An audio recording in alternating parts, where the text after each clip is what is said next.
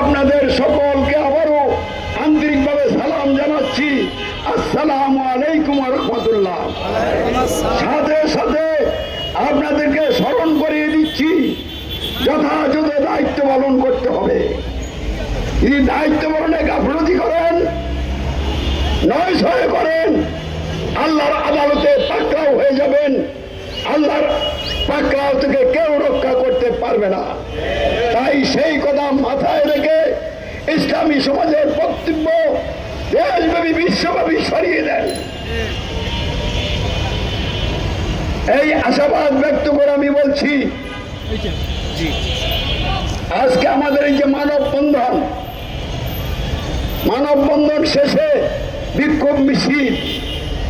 কেন এই মানববন্ধন, কেন বিক্ষোভ মিছিল?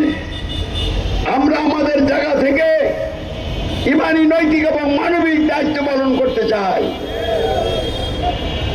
আজকের এই মানববন্ধন ইমানি, নৈতিক এবং মানবিক দায়িত্ব পালনের জন্য, আজকের বিক্ষোভ মিছিল ইমানি, নৈতিক এবং মানবিক দায়িত্ব পালনের জন্যই আমরা করছি।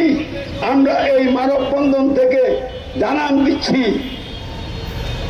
প্রথমই বিশ্বের চলমান অবস্থা রাখি।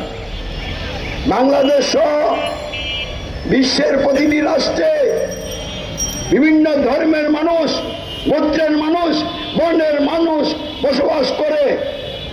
তারা এখন কোন জায়গায় অবস্থান করছে,